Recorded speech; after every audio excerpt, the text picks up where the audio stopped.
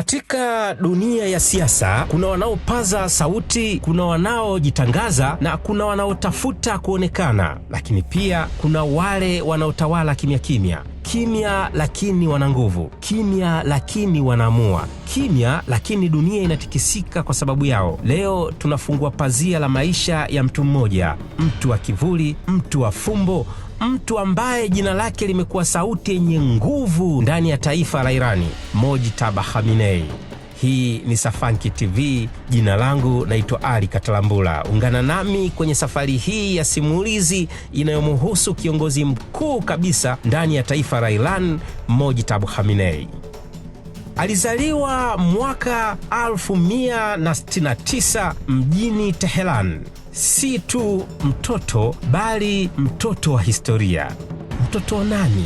Ali Hussein Khamenei, mtu aliyeshika madaraka kwa miongo, mtu aliyekuwa uso wa Irani, mtu aliyekuwa sauti ya taifa. Mojtaba akiwa mtoto wa pili katika familia, hakulelewa tu kama mtoto, alilelewa kama mrithi wa mfumo. Nyumbani kwao kulikuwa na dini, kulikuwa na siasa, kulikuwa na mamlaka, na taratibu mtoto mdogo akawa shahidi mwenye nguvu. Hakukuwa na kelele nyingi kutoka kwake, hakukuwa na maonyesho ya wazi. Walimweleza kama mtu mtulivu, msikivu na mchunguzi. Alikuwa mtoto aliyesikiliza zaidi kuliko kuongea, anayetazama zaidi kuliko kushiriki. Lakini mara nyingi watoto wa namna hii hukusanya zaidi ya wanachoonyesha. Ukimya wake ulikuwa mwanzo wa nguvu yake. Safari yake ya elimu ilimpeleka Qom, kitovu cha elimu ya Kiislamu nchini Iran. Huko alisoma sheria ya Kiislamu, tafsiri ya Qur'ani na falsafa ya dini. Hakujulikana sana kama wanazuoni wakubwa, hakung'aa hadharani, lakini alijifunza mfumo, alijifunza nguvu, alijifunza nani anaamua nini na kwa nini. Wengine husoma vitabu,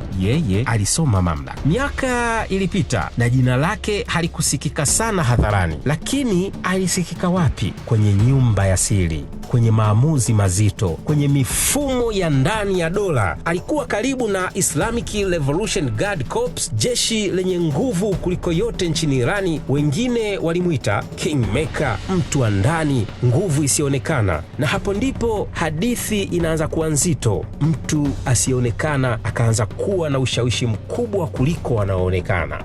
Mwaka 2009 Irani ilitikisika kwa maandamano na jina lake likaanza kutajwa. Wakosoaji wake wakasema ana ushawishi katika kuyadhibiti. Na hapo maswali yakazaliwa. Je, huyu ni mrithi? Je, mfumo unajiandaa kumpa madaraka? Na je, mapinduzi yanageuka kuwa urithi?